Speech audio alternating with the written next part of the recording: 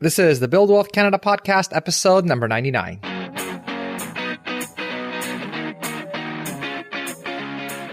Welcome to the Build Wealth Canada podcast, where it's all about becoming debt-free, accelerating your wealth, and taking control of your money. Now, here's your host, Cornell Schreiber. Hey, it's Cornell, and welcome to the Build Wealth Canada podcast. Today, we have another financial independence case study to learn how a real-life couple here in Canada were able to reach their financial independence number by the age of 34. And we talk specifically about the tactics, strategies, and mindset that you can apply in your own life to help hit your financial independence number quicker. Or if you're already at FI, these tactics can further help solidify and enhance your net worth and that extra financial cushion that's always nice to have when you're living off your portfolio. Our guest today is Kyle Prevost, who I have run the Canadian Financial Summit with for the past 2 years. What makes Kyle unique with his financial independence story is that he and his wife were able to get there on 2 teacher salaries. So oftentimes when we hear these stories of couples who have achieved financial independence really early on in life, they are often engineers, programmers, or other high-paying professions, which makes achieving that early retirement number easier. In Kyle's case, they were able to do it on 2 teacher salaries instead, so we're definitely getting a nice, unique perspective here.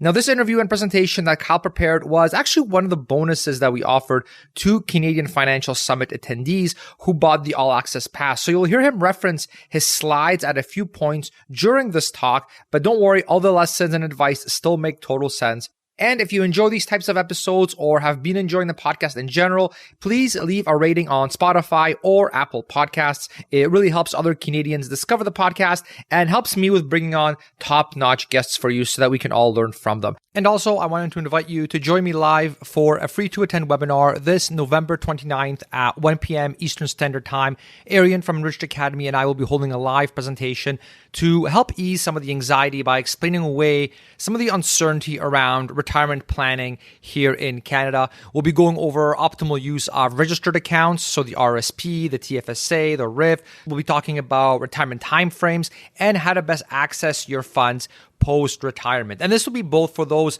looking to do an early retirement as well as those looking to do a more traditional retirement. And Ari and his team have also actually built a retirement cash flow calculator. So everybody attending will be granted free access to that tool as well. And last but not least, Arian and I will be doing a live Q&A as well at the end of the session so that we can answer any questions that you may have, whether it's about financial independence, early retirement, anything like that. And so the link to sign up for free for the live event is over at buildwealthcanada.ca/workshop. That's buildwealthcanada.ca/workshop. I hope to see you there. And now here is the interview. All right, Kyle, welcome to the session. Hey, thanks for having me, Cornell. So Kyle, for those not familiar with you, let's just start with the usual first question in a job interview. Tell us a little bit about yourself. Yeah, I wasn't quite sure what the demographics of the All Access Pass would be here, Cornell, if people would have read our bios or not. But yeah, so I'm Kyle. You probably have noticed me if you've watched any of the other sessions here at the summit over the last 5 or 6 years now. And in addition to sort of writing about personal finance in the online world, I'm a teacher and my wife is a teacher as well. We're sort of Canadian-based teachers for 10 years. And now we're actually in the desert here in Qatar, the country of Qatar, where the World Cup will be played shortly. And we're international teachers now.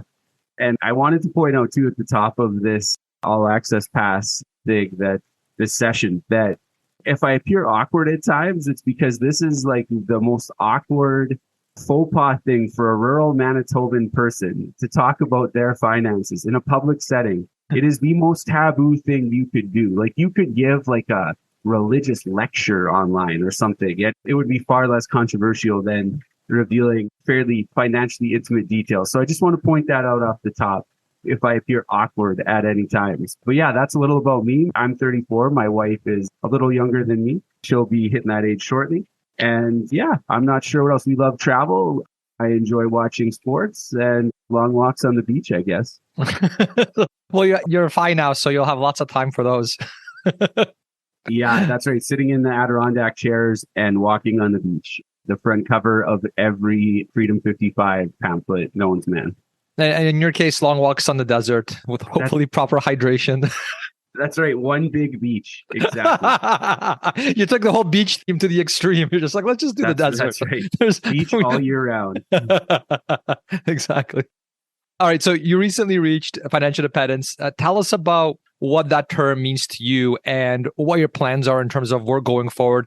I imagine you I think literally every 5% I've spoken to, anyone that's hit that early retirement stage, none of them actually end up just golfing all day or just, laying on the beach all day, or in your case, sand at the deserts. Yeah. So tell us what your plans are and how all that kind of happened. Yeah. So I think people hear financial independence and some people think retirement. And often the two do go hand in hand. And I think in prior generations, if you were fortunate to have enough money where you could retire and never work again, that was quite common because you were probably 60, 65, 70, and your life expectancy might have been like 75, 78, somewhere in there. So I think obviously, and I know you and I have talked about this before, Cornell, and when we've done sort of your journey to FI in prior sessions, you've commented on the idea of look, just because you're financially independent doesn't mean you want to quit being creative or productive. It just kind of means that your motivations for doing so and sort of what you're willing to put up with maybe change a little bit in terms of earning money and trading money, time for money and stuff like that. So I think going forward, what FI will probably look like for my wife and I is we'll probably be done with full-time teaching for the foreseeable future. Not necessarily that we'll never go back to it or that we won't take a term position or something if a friend really needed some help, or if we tax-wise, it makes sense if you want to work a little bit. Your tax rate is obviously pretty low on any new income being made, so I could see us doing that. But for me, I think really it's going to be the location independence things like freelance writing, doing the summit here every year. Those type of things I'll probably continue to do because I would say we're low-key financial independence, which means, we couldn't take private jets everywhere. That basically, I think our portfolio could conservatively produce for 3, 4, 5 decades, probably close to maybe one average wage in Canada. So obviously, if you're a one income household, you know that you can get by, but it's maybe not a lot of luxuries. So being at that level of FI where we never have to work again, I think probably we'll want some cherry on top money, some do some nice things type of money. So we'll probably work, take some side gigs here and there. And I think really a lot of what we're looking forward to in the medium term is just seeing a little bit of the world because we both grew up in Molly's case, rural Northern Ontario, and in my case, in rural Manitoba. So we really have a lot of the world to see, and we'll be excited to kind of explore that and take a page out of some of the other session presenters here. I've been listening to them for 2 or 3 years now, taking notes. So I've got my list of places that I can't wait to go see. That's right. That's awesome. And I know you tossed some slides together as well, just to make things a little bit more sort of engaging. So why don't we get you to share those if you don't mind? And can you tell us what you think your keys to financial success were? Yeah, for sure, Cornell. So I just tossed together here a quick slideshow. I'm much better writer than I am a creative artist. So you'll have to bear with me here as far as visuals go. But I just thought it might help some folks just to visualize as we're going through. So when it comes to the keys to financial success, I think off the top, especially as I get older, you realize there's things that you can control that are key to financial success. And then there's things that you can't control or that are just a part of your identity and who you are that you really had not a lot of control over. And those either helped or didn't help towards financial success. I don't want this to come across as look what my wife and I did. We did this all on our own. Just do what we did and you'll always be successful, because the fact of the matter is we know that that's not true. So I just say that off the top to kind of set up how I see our keys to financial success personally. So I think what I've done a lot of writing about over the years is making the right investments using low cost index investing. That's something I had control over. I researched it. I understood the ins and outs of it quite at an early age because I'm a nerd and I did a lot of reading. And I was convinced by some really smart people that that was the way to go. So that even when markets were down, I had no problem investing money and I didn't sell any of my index investments. So I knew how to keep costs low and I knew how to sort of adjust for common behavioral mistakes. So I think that was a big key. I'm going to give myself a little bit of credit on the work ethic front. I think that's one thing my parents sort of always prided themselves on. And I think they passed that on to me. And I think my wife and I are I think we've worked pretty hard and done a lot of different things, and some have worked and some haven't worked as well. But that's another thing that we could control and we did. In terms of the keys on the earning side of things, we both went to university, got a university education. We got government jobs as teachers, plus a side hustle, which, we both had going on. And even just my success in my freelance writing side hustle was only possible because my wife was willing to support us in doing that, and also to be my proofreader, because my grammar has improved over the last 12 years, but it's still pretty bad. So any mistakes are mine, but what's left is the credit would go to her on that front. So you're saying you're not an English teacher, eh, Kyle? If I ever did teach English, it was more on the essay writing side of things as opposed to the fine tuning of grammar. I can get the worst mistakes, but those split infinitives, they get me. So anyway, I'm too verbose. Imagine that. Anyone who's been reading or listening to me for a while, I'm sure has a hard time imagining such a thing. But so with the government job and side hustle combo, that was obviously nice because we had the pension match, we had the life insurance and all the perks of being in a unionized job, in addition to obviously earning a little extra on the side. We enjoyed a simple rural lifestyle, which I'll detail a little bit later here. And then our commitment to savings versus spending was another thing that we kind of had control over.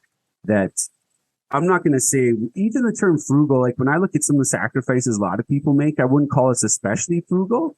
But even like you were joking about golf earlier, Cornell, like there's a good example. I don't particularly enjoy golf. I could take it or leave it. But because it's so expensive, and it is, I think like people don't realize like how expensive golf actually is. Like by the time you pay your greens fees, membership, your new equipment, and then rarely do you go to the course without buying a meal or paying for some fairly marked up alcohol. All these different things. Anyway, that's a good example of like the savings versus spending commitment where we had these goals. The spending, if we spent on luxuries, we enjoyed them and we made sure we were going to enjoy them. And so those are all kind of things we had some degree of control over. But I did want to highlight some of the things that we didn't have a lot of control over. Molly and I found each other early in life, which has obviously worked out awesome for me. Maybe she would say different. I don't know. But yeah, I think it's worked out pretty good for us. Obviously, from a relationship perspective and a life standard perspective, but also just from a mathematical standpoint in terms of building wealth, it's just much easier if you're a couple. And the math is like the statistics are pretty clear on this, that people who are married build wealth quicker than non-married people. I mean, you have a roommate, you tend to go out less in terms of like super spendy dates, super spendy nights at clubs, that sort of thing. And so it's a little easier to start building wealth. You usually save for a down payment quicker if home ownership is one of those things. So that's something that we had no control over that fortunately happened to us. We both came from families that had pretty good social capital. So I thought I'd just point that out. Neither one of our families, we were both like working class for sure. Molly's parents were a teacher and secretary. My parents were a nurse and a lumberjack. I say that my dad owned a small business cutting trees for a living, so he was an actual lumberjack. We had a lot of red plaid in the house. So not that we had like a ton of old school money behind us or anything, but what I meant by social capital is that, both our parents were able to help us get jobs when we were young people. Those jobs then helped us get more jobs. I was able to parlay like lifeguarding work into getting into faculties of education. I ended up getting great summer jobs when I was in university, and all that probably helped me get my first teaching job. There's a lot of people that don't have those connections. So I thought I would just point that out. I'll detail later too. My parents were able to give me a little help to get through university. That allowed me to graduate without student loans. So not a lot of people have all those things to draw upon necessarily. So again, just wanted to point that out. There's some good luck involved. We both had pretty good health, my wife and I. The investment returns, I started investing in 2011. So that's been a pretty good run of things in the markets. Even considering the recent pullback, that's a pretty good run to have started. That's nothing I could control. It just helped. And I just wanted to point out that I was born Canadian, which was actually, you might take for granted sometimes, but I did teach some social studies, and you realize pretty quickly how much we can take for granted when you're discussing Canadian in the context of the world. And it is much easier to build wealth in a country that provides a great public school education for you, subsidized post-secondary education that has lots of property rights laws, protects investors, protects savings accounts, all those different things. And then just from a purely mathematical standpoint, my wife and I don't have children. There's no current plans for children. And we don't have any judgment on anyone's decision on that one way or the other. I don't think anyone should tell anyone else what to do in this regard. But I just wanted to point out that that was a mathematical reality, because I'm sure there'll be some parents watching this that are going to like look at my screen when we start talking numbers and just scream like, how did you do that? And the answer is like, obviously, if you don't have children, the math, it just gets easier. And that was a decision that was not made with finances in mind. That was just a personal decision for my wife and I that obviously then went on to have financial reverberations. So those are kind of the bullet points that I kind of threw together. Did that all make sense, Cornell? Yeah, that was fascinating. Okay, so the reason I'm finding it really fascinating too is that I love kind of looking at people that have hit FI early on, like a case study, right? And obviously not everything that person X does, everyone watching can do as well. There's going to be bits and pieces, but it's fun, I think, to talk to different FI people who have hit it early, and you see certain commonalities between and the things that aren't necessarily common across all of them. You can sort of pick and choose which ones may be a good fit for you. And then you can sort of use that to craft your own efficient way to get to FI. So, really sort of practical things here, which I'm loving. And now a quick message from one of our sponsors.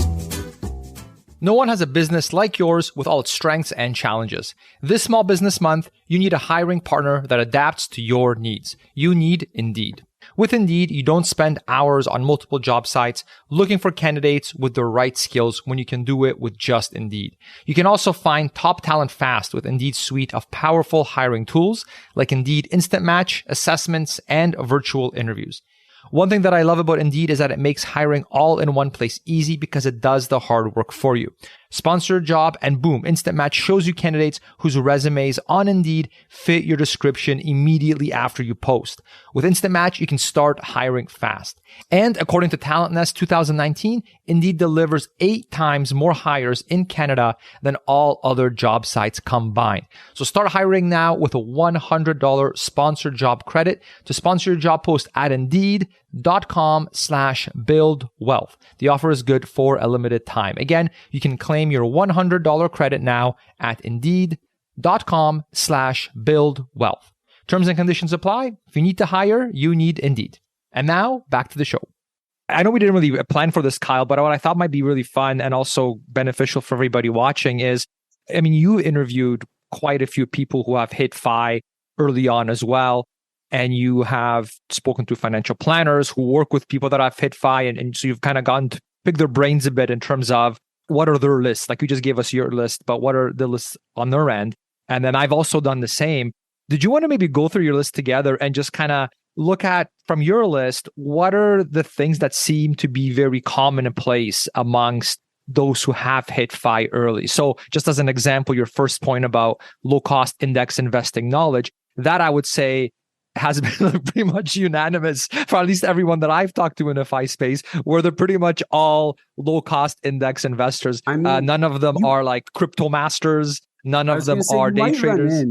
You might run into a few people like that, Cornell, who are like, it's highly unlikely we would have interviewed them, but I know there are people out there that hit FI by like investing in tech early or investing in crypto early.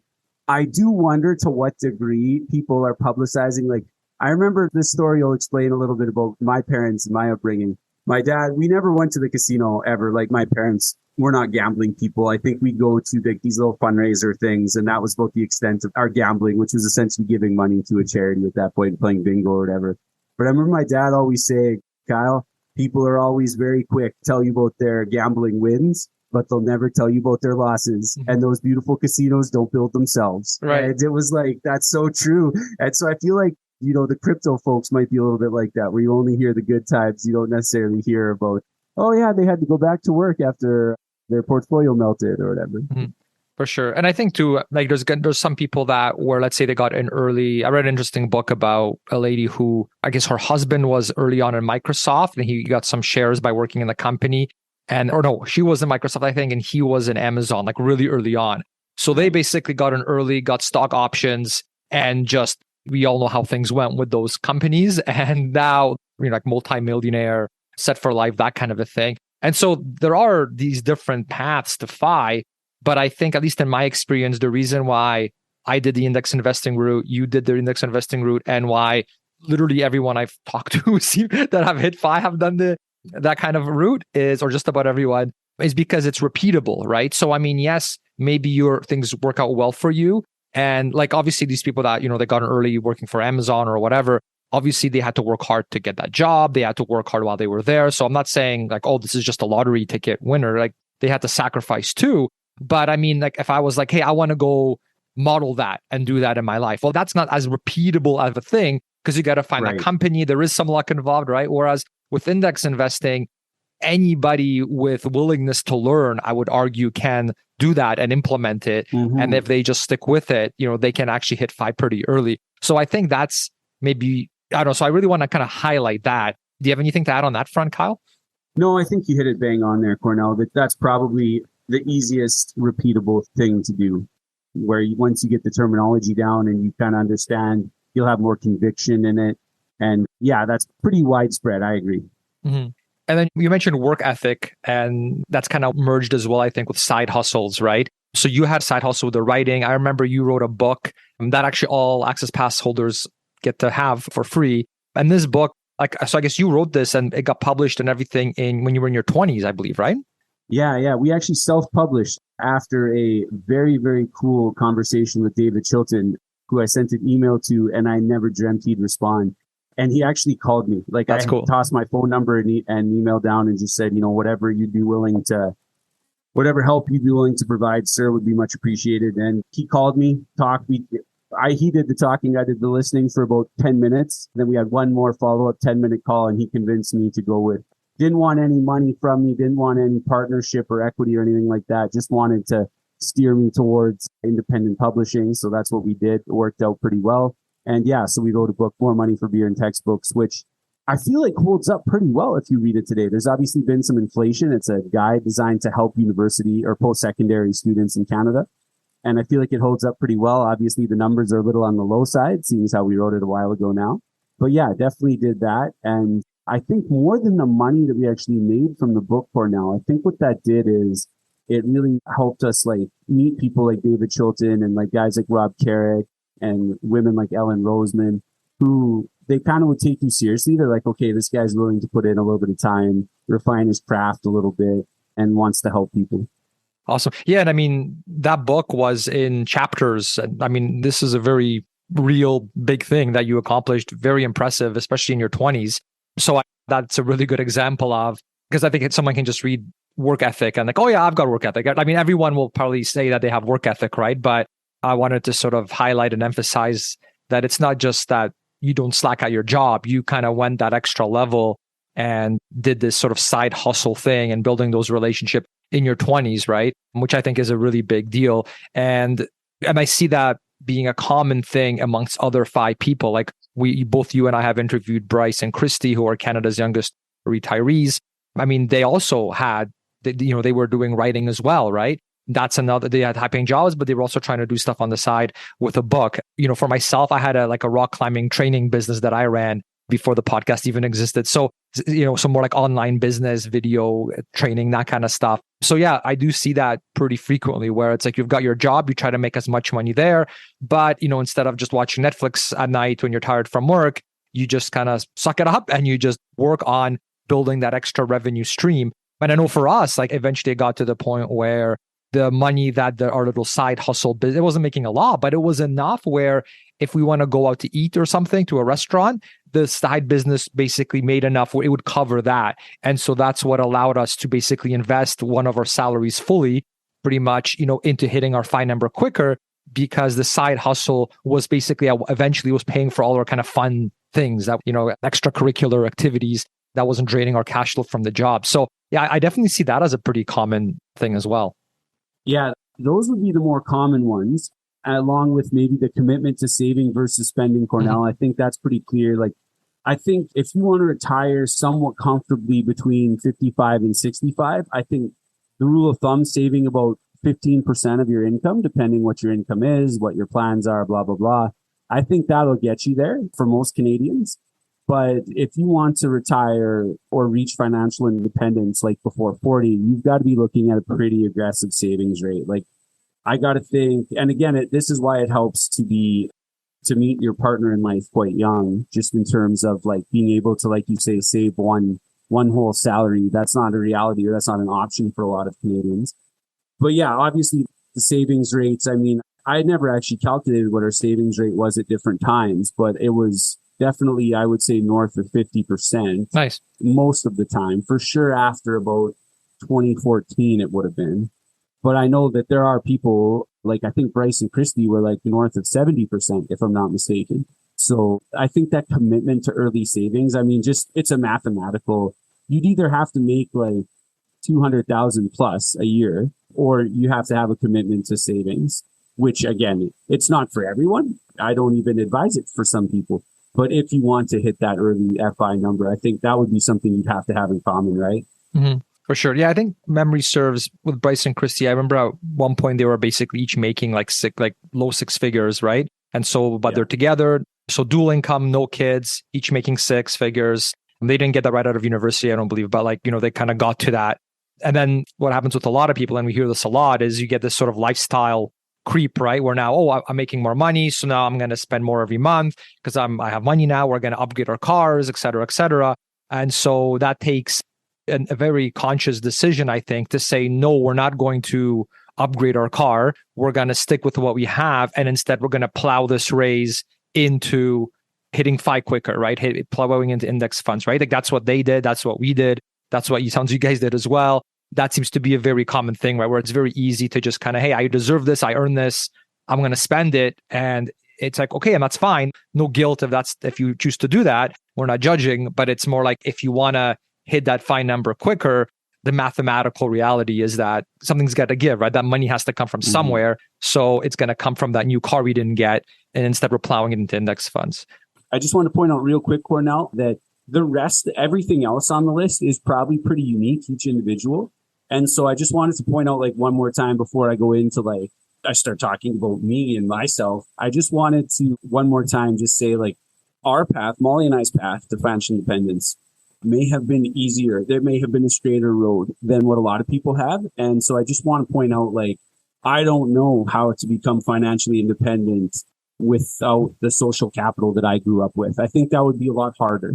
So I just want to point out the role that luck plays to some degree, and just privilege, if you want to call it. I know that the phrase privilege has a lot of like political baggage around it these days, but like that's frankly what I feel that I had. And, even like, I know that mathematically speaking, I would be averse if I didn't point out that I'm a white Caucasian male in North America. So that obviously didn't hurt. I honestly don't feel like that was a major impact on me getting hired as a teacher necessarily. But I think obviously it helped me in a wide variety of ways that I'm probably not even fully aware of, frankly. So I just wanted to point all these things out before I say, like, look what I did. You can do it too, because I think there's so many like snake oil salesmen out there that just ignore these sort of systemic things. So anyway, that aside, let's move on to some nuts and bolts of what we did and what helped us. Sounds good. Let's do it. So I think one of the more unique things for me is that I grew up very rural. And when you tell most Canadians, like I work here with a fellow who considers himself growing up rural. He grew up in Barrie, Ontario. Now that was the Barrie of 30 years ago, not the Barrie of today. But he considers that rural. He's like, oh, I could walk to essentially the forest. But like to me, Barrie in Manitoba's context, Barrie would be like the second biggest city in the province. So this was actually the city or the hamlet that I grew up in, South Junction, Manitoba. That is the entire town, what you're looking at there. We lived across from the South Junction Community Ball Club, and I cut that lawn. I basically cut lawn for the circle I'm creating here. I basically cut all of that lawn at one point when I was in grade 9, 10, 11, 12, just to give you an idea. And that was a big key in my wife and I. My wife grew up in a similar small town near Lake of the Woods. And it was key for a couple of reasons. One is people are just naturally more frugal in small towns. Not everyone. I'm just saying on average, like we had a huge vegetable garden. Could we have bought vegetables for like a very small percentage of my mom's nursing salary? Absolutely. Was it instilled in us that like a vegetable garden was a great way to like build character and like the vegetables just tasted better, et cetera, et cetera? Yes, that's absolutely true. So there was that, but even more than that, it was we were not scared then to pursue careers in rural settings. which I really, really think is ignored in Canada. I'm astonished at the complete inability of the media to cover any other topic than living in Canada's major cities. It blows my mind. And I realized that, hey, just like I was a little intimidated of living in a downtown urban environment, lots of people are intimidated by living in a small town, and it's not for everyone. But I just think I know that mathematically that was a reason why I was able to build wealth, and my wife and I were able to build wealth, and not everyone has that. So after growing up in such a small town, the flip side of that is that one of the increased costs is attending school, because obviously you can. I don't know, Cornell, did you live at home while you attended post-secondary? I did, yeah. That helped us as well. Yeah, like I'm in Kitchener, which is right next to Waterloo, and I went to Laurier, which is in Waterloo. So yeah, we bought a little scooter, that little moped kind of thing, which That's I think cool. At that time to fill up the tank, it was like $4 or something crazy, because it's just a little thing, right? And I would take that. And yeah, the amount of money saved on residence and everything was amazing. Like my whole first year was paid for just in scholarships, just because there was no residence to pay for, right? So yeah, living at home was a huge help. Yeah, that's definitely the one area that urban living will help you out. And I know some people, they don't want to live at home as they go to school, or maybe their parents are ready for them to get out under their feet. Again, these are all variables that sort of transcend money. But I'm just saying that this is one of the few areas where rural living is way, way cheaper and growing more cheaper than urban living every day. However, when it comes to school, I used to laugh at the students who were really, really upset about domestic students' tuition, and just that they were so angry at this. And us rural kids would be like, you have no idea. The tuition is only maybe a quarter of our total costs. When you factor in all the transport, living in residence, even just things like food are so much more expensive if you're either buying a meal plan or grocery shopping for one as opposed to grocery shopping for a family. Probably my guess is most folks that live at home, most students that live at home probably don't pay a lot for groceries, maybe contribute a little generally towards rent. I'm not sure how everyone works that out. But yeah, so I did this real quick. So coming out of university, just to give you an idea, I had no debt of any kind. I also had basically no money in my bank account. I did enjoy having a good time. And if I added up all the money I spent if I would have invested the money that I spent at the student bar on campus, I probably would have reached FI 3 years earlier. Given the investment returns that would have accumulated since then. And your liver would have been much healthier too, right? Yeah, that's a possibility as well. Yeah. But so all that to say, I had a pretty good time. I don't want to pretend I didn't. And there's a reason why we put a beer on the cover of a book that we wrote. But yeah, that was kind of where I was coming out of university. I had no debt, but basically my net worth, I guess it might have been slightly above zero because I did have a car at that point. But basically it was my car and my used laptop would have been the sum total of my net worth. So how did I pay for school? I just created a quick chart here. My parents were able to save through RESPs, which I was very thankful for. And then I had saved some money up in high school through working various jobs. I told you about grass cutting. I did some lifeguarding. I worked 2 or 3 nights a week at the local gas station in my little small town that had one gas station. And I think key in building work ethic too, because I actually felt that I was more prepared for the demands of post-secondary than a lot of students were, just because I was forced to schedule my time a lot more in high school due to sports and work. So anyway, I'd saved some money in high school. I had obviously some scholarships coming out of high school, like you were saying, Cornell, but I also applied for and got some pretty cool scholarships along the way. A lot of them, I think I've said this on one other session, one of my tips for scholarships was just become friends with the people at your student finance office. So there's various different names that different universities will call it, but there's lots of scholarships that only have 2 or 3 applicants, if anyone at all.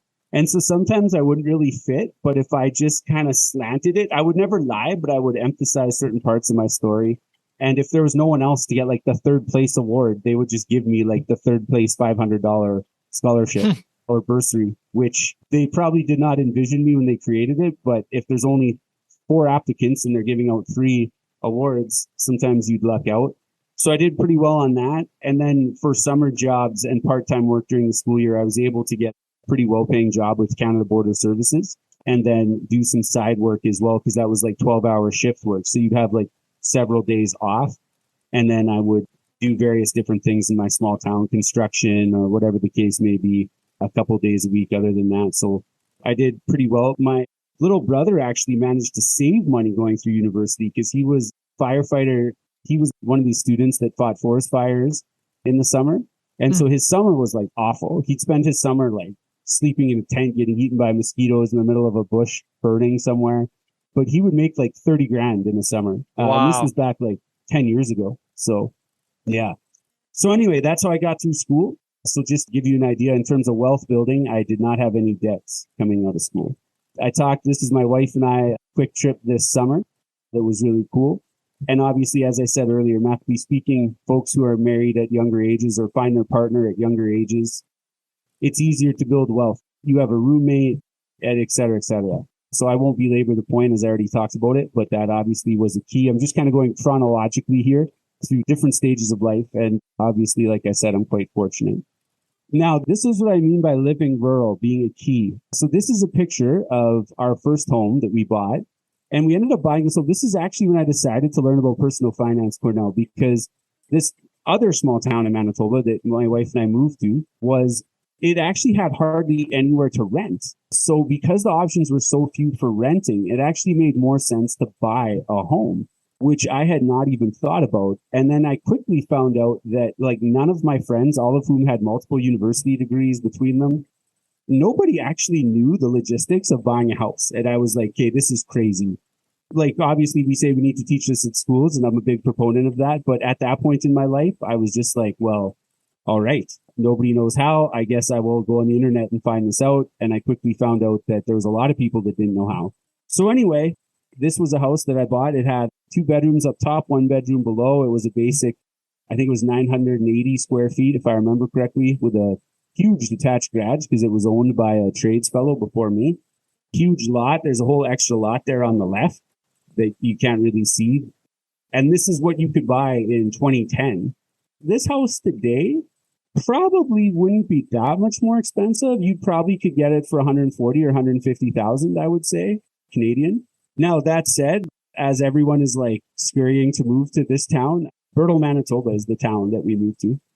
The closest Walmart was, now that I think about it, was probably about 140 kilometers away. Wow. Just to give an idea, it's not like northern Canada remote, but it's pretty remote. It's a little community on the Yellowhead Highway, on 16 Highway. It's a farming community, and the lifestyle was great. I went for a jog right outside of this house was a dirt service road that just serviced farmyards, and I could go for a jog on a nice dirt road for any time I wanted out my door. There was lots of, hunting, fishing, if that's your thing. But obviously, like if you were wanting to go to the clubs or you wanted to see a world-class art scene, this is not the GTA. So trade-offs. But yeah, I don't know. I'm curious, Cornell, like Kitchener, did you consider yourself rural growing up? Right with Toronto right next door there? Or? No, I wouldn't consider myself. No, Kitchener was always a city, just much smaller than Toronto. But no, I would never consider myself rural. This is what you're showing here. This is it to me. So I'm just curious, like, if anyone around you in your like universe had even considered moving to a rural area like this. Definitely not. I've never ever had a conversation with any acquaintance, friend, family member, anything where they're like, hey, you know what? I was thinking of moving out there. Yeah, it was very different. The conversation was more so, oh, well, GTA, because that's where the jobs are, right? That was sort of the default where if you're straight out of school, that's where the jobs are. So that's where you go. And yeah, that was kind of the most common thing that I saw. And obviously, depending what field you're in, that is a reality that a lot of jobs are kind of centered around the major cities. But more and more, as we see more work from home sort of scenarios, or you can get creative if you can work from home sort of 4 days a week, maybe go into the city the night before and stay with a friend, or maybe you can work that for 2 or 3 years, little hybrid things like that work. I should also point out in this small town specifically, the winters are cold even for Canada. Like Manitoba winters are kind of famous for a reason. But I remember this one talk I gave in Toronto, and it was kind of like someone asked me like how I was able to do this and like what my home payments looked like. And I actually said, I'm pretty sure there's parking spots in this city that are more expensive than my house. And people are like, ha, ha, ha, good joke. And I'm like, no, like I'm serious. Like there are parking spots down here that have like cars that are triple the cost of my house parked in them that are like basically the mortgage payment on my house would be your monthly payment for this parking spot. And they were like, wow, that's crazy. And then no one asked me later for details on moving. So anyway, it's kind of a unique quirk that was really able to help us save. And the long winters actually probably help build wealth too, because that's when I started blogging and freelance writing. So that's kind of just a random. Yeah, you're at home, right? And yeah, that makes total sense. I get a lot of questions from listeners of the show if I know of a good organization or person that can help them optimize their finances, do their financial planning, and answer any questions that they may have. I spend a lot of time researching on who I can actually wholeheartedly recommend and use myself when it comes to financial coaching. And as you know, there is a lot of conflict of interest here in Canada where you can easily fall into the trap of going with a financial planner or financial advisor, thinking that they have your best interest at heart, but really they're just trying to persuade you to buy some expensive investment product from them so that they can earn their hefty commission. So the organization that I personally use and recommend for coaching, financial planning, and optimization is called Enriched Academy. They are as legitimate as it gets. They actually coach Canadian police officers and have actually been implemented by the government of Alberta to be in their schools teaching financial literacy, and they're already in over 400 schools and colleges. They don't sell any investment products, so they are totally unbiased, which is a key reason why I decided to take part in their coaching myself, as their advice is 100% geared towards benefiting you as opposed to trying to earn some commission on the side. So the special page that they set up for Build Wealth Canada listeners to get a free one-on-one live assessment call is over at buildwealthcanada.ca/enriched.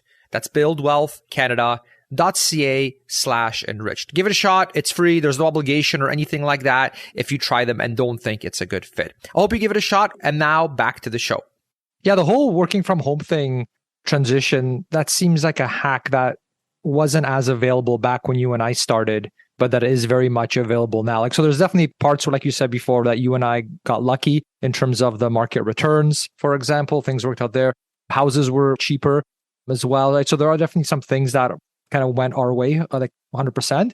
But one thing that I think if I was to do it all over again now, present day, if I was straight out of school again, the whole remote work thing sounds really, really nice, right? Because typically, I mean, the things that one of the major drivers that increases property values is employment nearby. And that was the truth. And that's, I guess, still is the truth. But now that you can do all this remote work, and that's kind of like the norm for some companies, you can totally save so much money by not having to get that house in the GTA anymore, right? And I mean, the way technology has progressed, I mean, you could be working for a company in Europe, right? Like I was talking to Passive, one of the sponsors of the podcast and one of the sponsors of the show. And I mean, one of their founders and his wife, they moved to France. And, the rest of the company is out in Eastern Canada, right? And that's fine now. That's not crazy at all. That's normal for a lot of companies.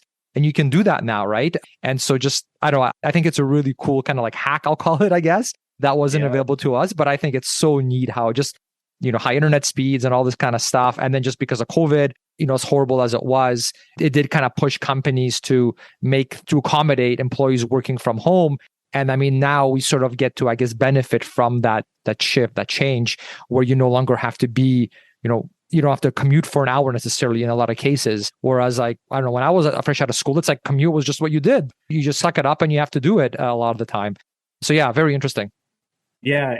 And it's working remotely, I think, is going to appeal to a lot of folks who grew up very urban and have no hope. The last 2 weeks, the only headlines I've seen in the newspaper are young people will never be able to afford houses in Canada. And then it goes on to say, oh, actually, what we meant is in Toronto, well, the GTA in general, and Vancouver, and like maybe to some degree, Montreal, Halifax, and Calgary. Maybe those three cities are on the edge. And they're like, well, that's all of Canada. They're like, well, no, actually, it's not.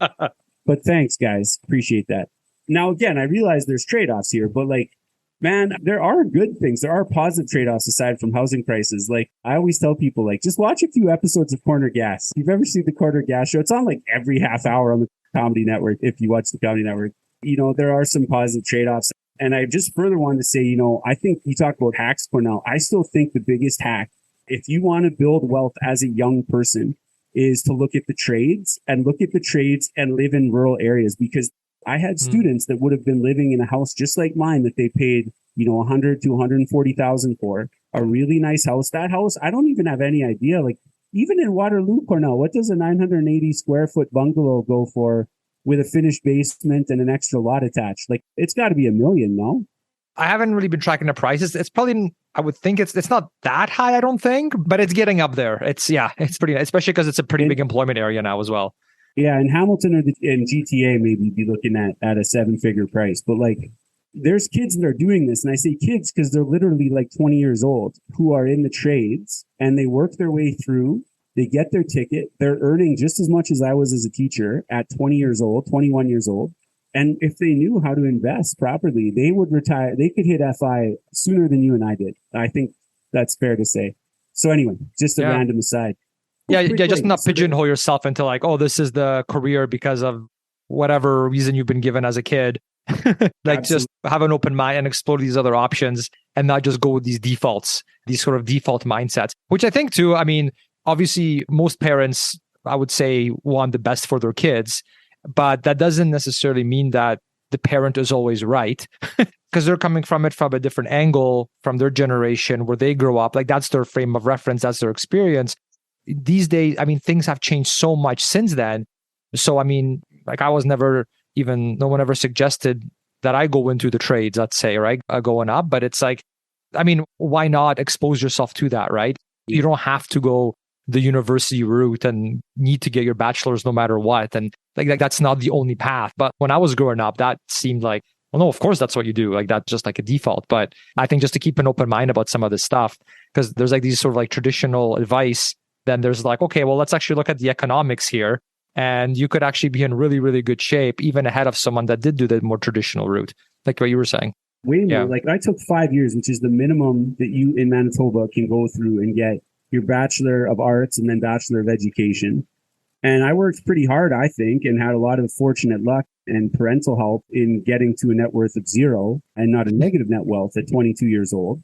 My students, there's many of them have net worths. They're driving new vehicles. These kids who they took pipe fitting while they were in high school, or carpentry, or machining, millwrights. And these young adults, I guess, at the age of 22, I already sound old talking about these kids. They're earning, I would say, their net worth, some of them, they're probably looking at $150,000, $200,000 of net worth by the end of their 22nd year, whereas I was at 0. Mm-hmm. So like, that's just the reality of it that maybe deserves a whole nother session on its own one day. For sure. So to illustrate, Cornell, some of my spending choices, I just thought I'd show that this was my first car. This isn't actually it. I couldn't actually find any pictures of our old family van, but my parents basically gave me our old family van. I had a car that I think I used my first 2 years out. And then my brother was going to buy a car. And I said, you know what? I want to boost my savings rate to buy a new vehicle. So I gave him my car, and in return, my parents gave me their van. And so I drove this van around. It was great for a teacher that was coaching basketball, because I could throw like half my team in the van and just go to whatever tournament we were playing in. But like, I was driving, it was probably 10 or 12-year-old Dodge Caravan.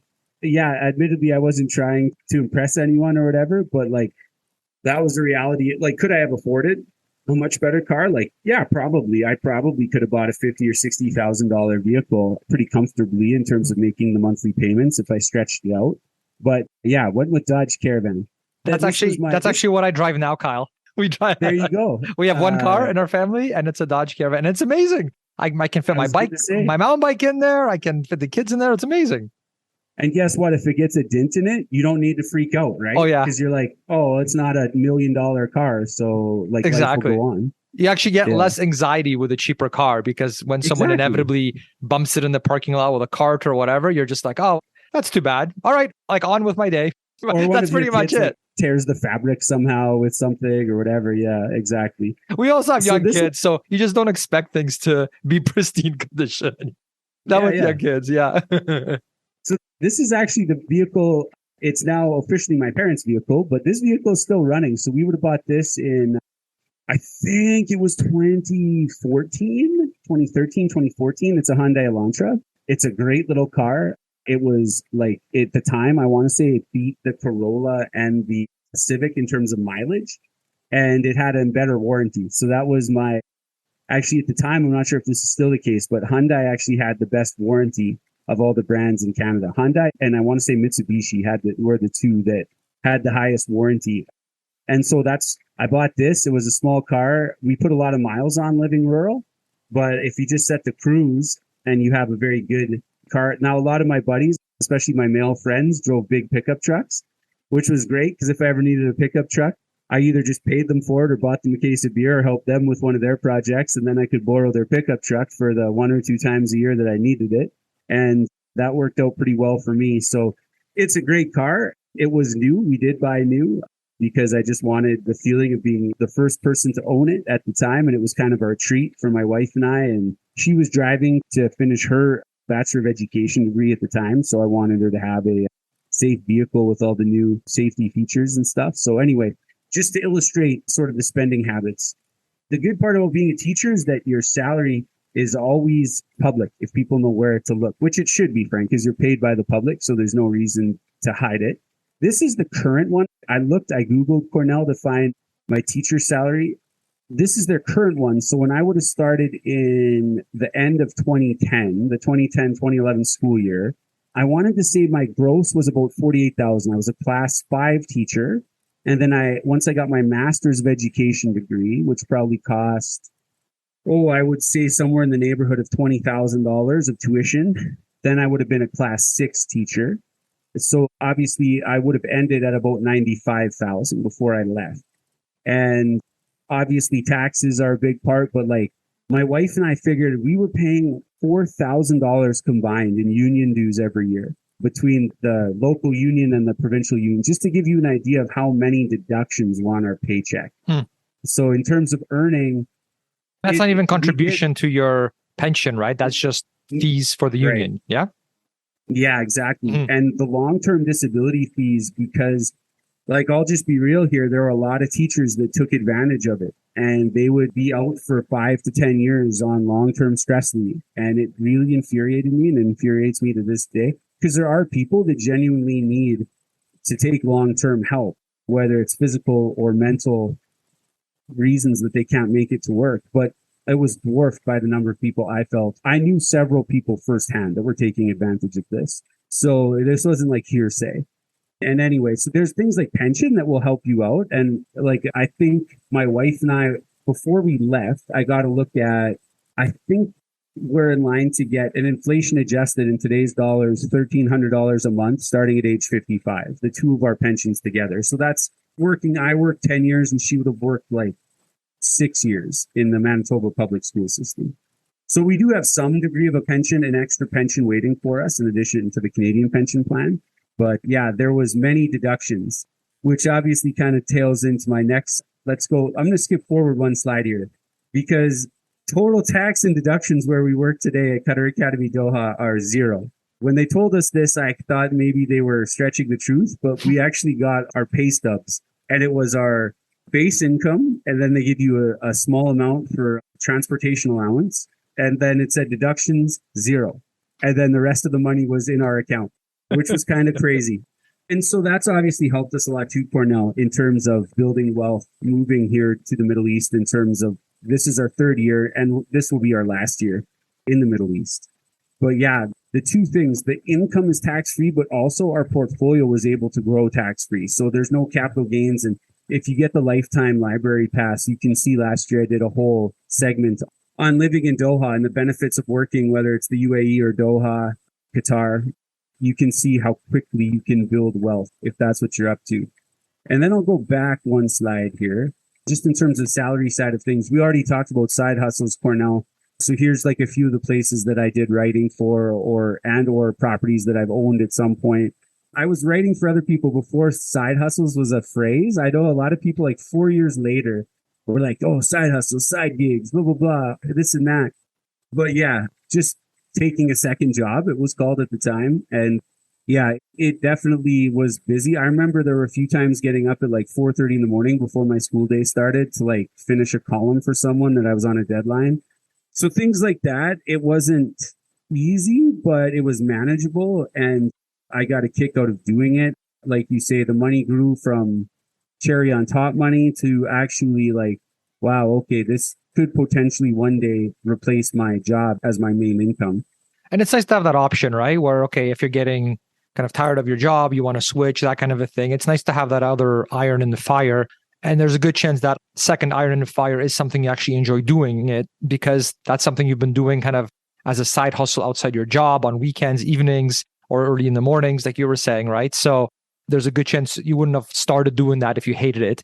And so it's nice where that side hustle piece grows, and then eventually you at least have the option of quitting your day job and maybe doing this part-time or full-time, that kind of a thing. I've seen that as a very good path that some people have taken, and I can see it working really well for a lot of people. Yeah, exactly. And I think I like the free market aspect of it too, because coming from teaching where you're locked into the same salary grid, regardless of like how much effort you put into the job, I think I really enjoyed the free market aspect of side gigs, that you could negotiate. And if you did a great job, you could leverage yourself a little bit more, that sort of thing. So, Awesome. oh yeah, I was just going to say, then I thought maybe Cornell, to finish up, maybe we talk a little bit about a sneak peek in my investment portfolio, even though it won't take very long. Because as you were saying at the top, like index investing, there wasn't, VEQT didn't exist back in 2011 when I first was able to save and invest a little bit of money. So back then, to do an index investing portfolio, I think I had Canadian equity, Canadian bonds, and then I think I had an American equities, and then an everything else equities, and other developed nations equity. I want to say it's how I did it for back in. And then you can still do that and shave a few percentage points off. And actually, it makes sense inside our TFSAs and RSPs. And there's different sessions you can talk to at our summit. But I think you can do a lot worse. And I have this specific ETF in several of my accounts. VEQT and all equity ETF portfolio. I should say I had it in my accounts when I was in Canada. And when I go home to Canada, I will again have it in many of my accounts. And it's currently actually in my RRSP account. The reason I just make that caveat is because I'll explain right away, when you live abroad, there's kind of a unique opportunity.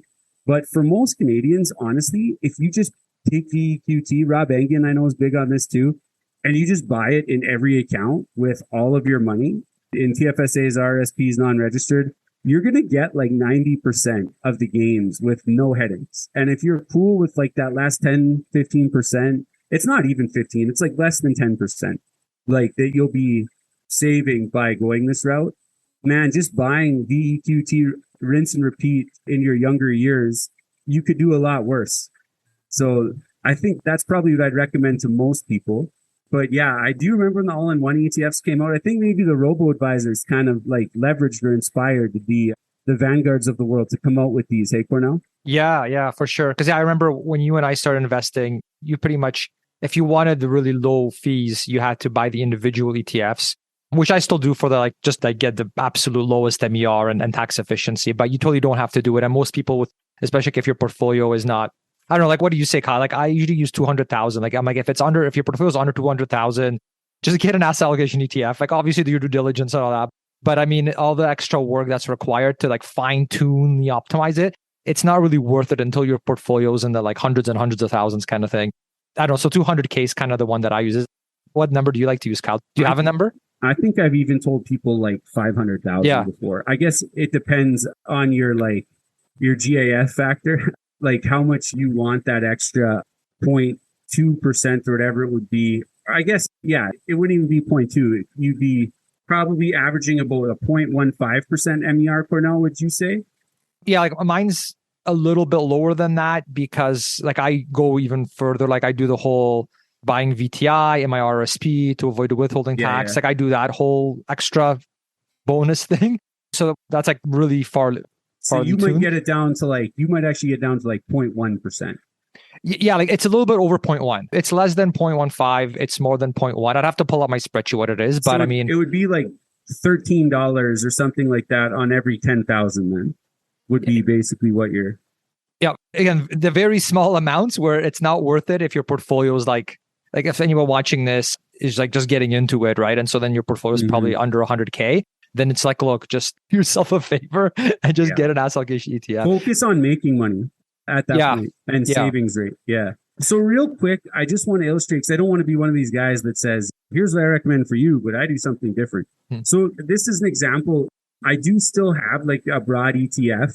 Like I use VCN actually to offset, VXC rather, to offset my Canadian content. But when you're abroad, if you keep your investments in Canada and you're still trading on the Toronto Stock Exchange, if you use the Horizons products, and again, I talked about this last year, so it might be worth your time if you're interested in this. It's kind of a niche to buy the lifetime library pass and take a look at my session last year.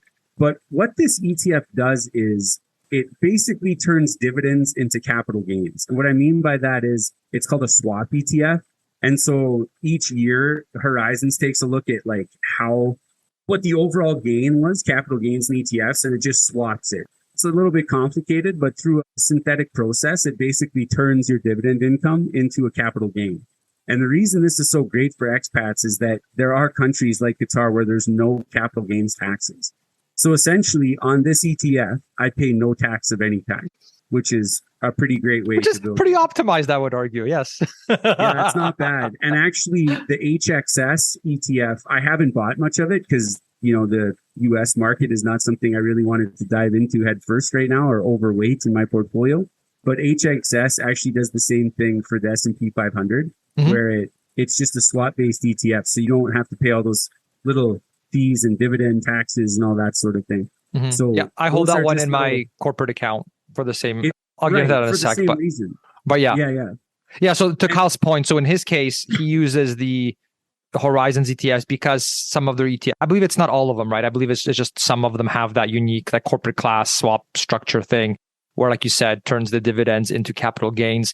And so, yeah, Kyle mentioned that if you're doing the expat thing, that's one use case where he pays basically no tax. The other use case that I use personally is in the corporate account. Again, when you get into investing within the corporation in terms of like on the open markets, it gets really complicated and it's very kind of situational. So definitely have your accountant, crunch on little numbers, run the scenarios, do the analysis. But for me personally, it makes sense to also use the Horizons just in that corporate account because you get dinged very heavily on dividends. And so you're much better off, in my scenario at least, in my situation, to have it as capital gains instead. And then the other use case that I see it used quite a bit is for people investing in their taxable accounts if they are receiving some sort of government benefit. So whether it's Canada Child Benefit, OAS, or GIS, basically any sort of benefit that you get from the government where the government gives you money, but they will claw it back depending on your income. So when you get dividend income, that counts as income. In fact, if it's a Canadian one,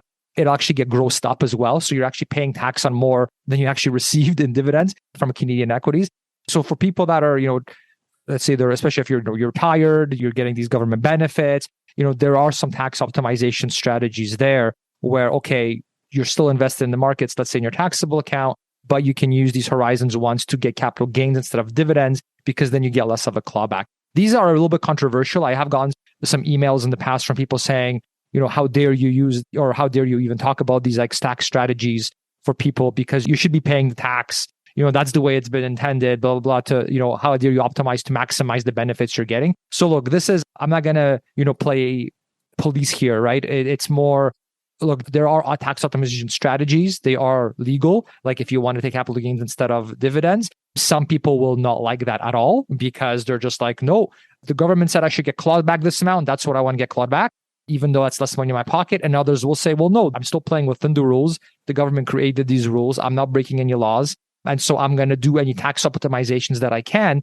that the government allows me to do. So I am going to use this strategy. So I did want to just call that out because some people get very upset about like, anything in terms of like maximizing Canada Child Benefit or OAS, that can be a sensitive subject. So I just want to mention that. But just so you know, this is things available legally on the menu. And it's up to you to decide whether it applies to your situation and whether you actually want to do it, right? For whatever reasons you have, whether it's ethical or otherwise. So I'll end it at that. But I did want to mention those two other use cases because not everyone is an expat like Kyle, but that is a rabbit hole you may want to consider going down if you are investing within your corporation and if you are investing in a taxable account and you are getting some sort of government benefits. So I'll leave it at that, but just wanted to kind of raise that flag because that is something that is a fun point of optimization for some people. Yeah. Please continue, Kyle. To sum that up. No, that was a great summation of exactly. And again, if you want to hear more about this, Cornell and I did quite a deep dive into it. I believe it was last year. Mm-hmm. As one of the, I think 160 plus sessions that you'll get if you get the lifetime library pass. And yeah, so basically with my investment portfolio, I just wanted to underline that it was boring, that it's buy the whole haystack and don't try to pick the needle in the haystack, so to speak. I don't have any crypto, or I didn't buy any Tesla back 15 years ago or anything like that. This is how it looks, the sneak peek, so to speak. And so I thought to finish up here, Cornell, I would just kind of give like a rough timeline in terms of financial independence. So I got my first job. I decided to start the timeline in 1998. I got my first job cutting grass. I was 11 years old, earned my first $1. It was definitely under the table, tax-free cash at the time. You're going on record here, Kyle. I don't know if you ever want to run for office. I don't know. If the CRA comes calling for my $25, I guess I would have definitely been under the personal exemption now that I think about it. There we go. So 2005, that didn't used to look so far away. Obviously, it's looking further and further into the past these days. But yeah, 2005, graduated high school. Pre The Big Short, I met my partner for life, Molly, in 2008, which obviously worked out super well for me. I shouldn't say I actually met her a little bit earlier, but began dating Molly in 2008, just to give you an idea of sort of how long we've been together. Got my Bachelor of Education in 2010 and my first teaching contract. 2011, I started the gigs there that we outlined. Molly graduated with her Bachelor of Education and began teaching in 2013. In 2016, I got my Master's of Ed. So those 2 or 3 years were pretty busy with trying to write columns and also do a master's degree while teaching full time. I didn't make the best health choices probably at that point in my life.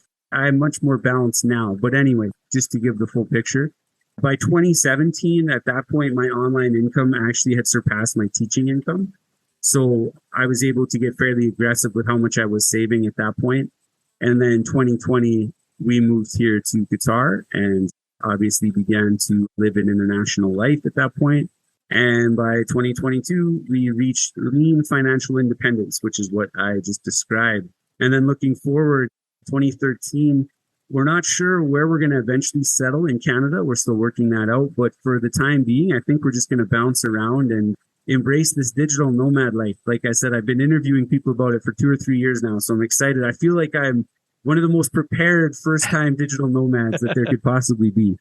That's awesome. Well, thanks for sharing that, Kyle. That was really cool. I love case studies like this and showing us actually what you've done and what you're doing, as opposed to just kind of some theory that anybody can, put together from reading a bunch of books. So it's always fun to get the real thing. Awesome.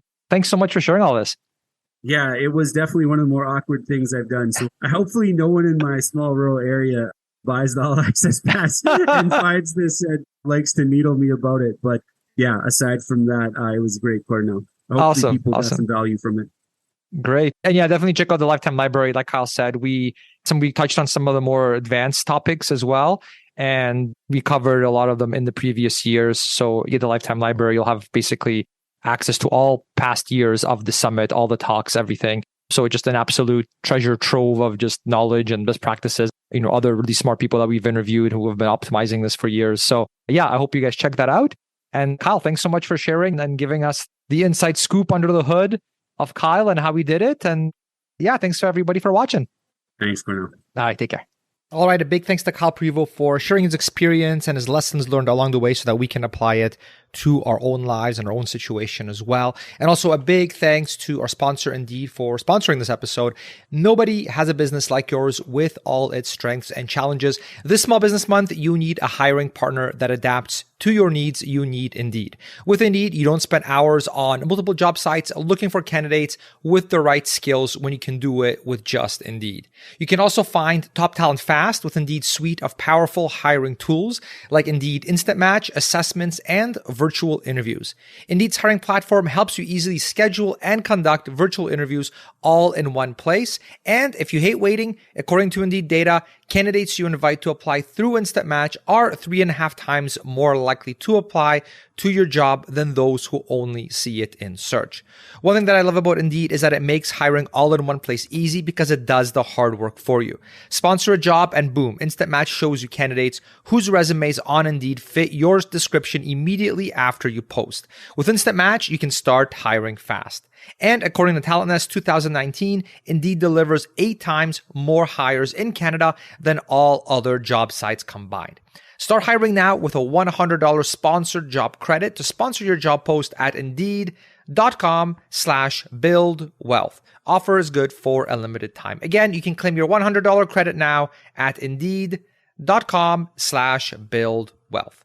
Terms and conditions apply. Need to hire? You need Indeed. Thanks for listening to the Build Wealth Canada podcast at www.buildwealthcanada.ca.